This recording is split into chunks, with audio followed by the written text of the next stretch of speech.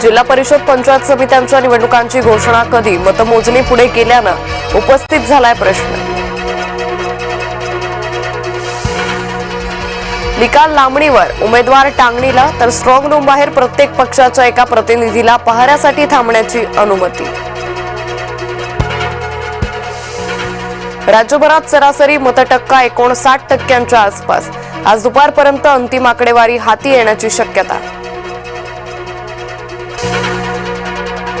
आता नगर परिषद नगरपंचायत निवडणुकीची मतमोजणी 21 डिसेंबरलाच। मतदानाच्या दुसऱ्या टप्प्यानंतर एकत्रित मतमोजणीचे न्यायालयाचे आदेश।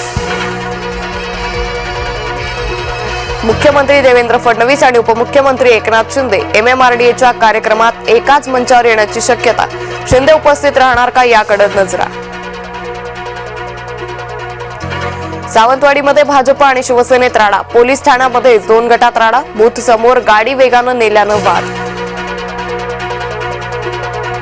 मतचोरीच्या मुद्द्यावर सरकारला लक्ष करण्याचा प्रयत्न। संसद परिसरात विरोधकांची निदर्शनं।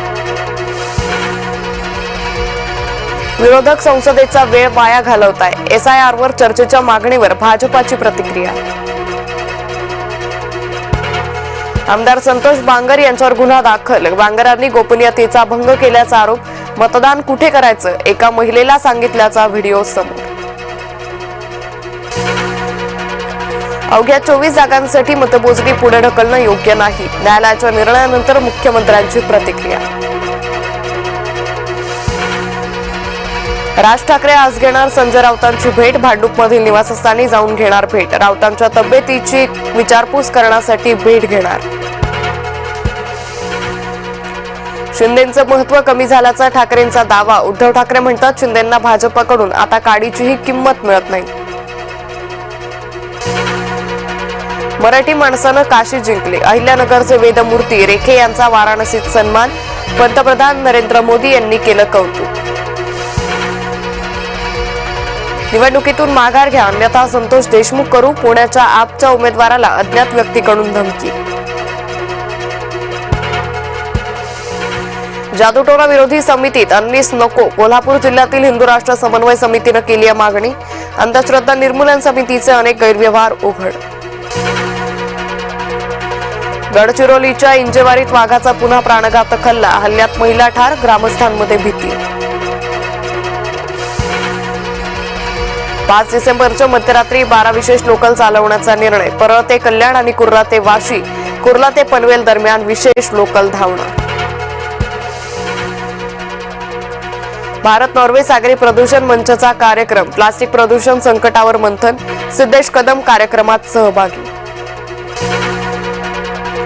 रशियाचे राष्ट्रपती व्लादिमीर पुतीन आज भारत दौऱ्यावर। भेटीत दोन्ही देशात महत्त्वाचे करार होऊन संबंध होणार आणखी दृढ। असीम मुनीरचे भाग्य लटकलं। पाकचा संपूर्ण लष्कर प्रमुख बनण्याचं स्वप्न अधांतरी। पाकचे पंतप्रधान मुनीरला पदोन्नती देईनात।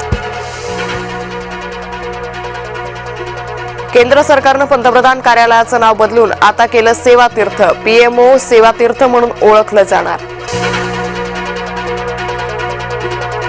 देशभरातील राजभवनांना आता मिळणार नवी ओळख। राजभवन लोकभवन म्हणून तर केंद्रीय सचिवालय कर्तव्य भवन म्हणून ओळखलं जाणार।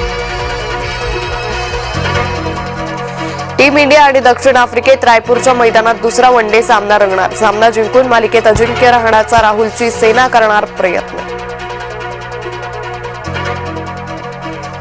सोन्याचे भाव गगनाला भिडले। सोन्याचा भाव तोळ्यामागे 1,30,790 रुपये।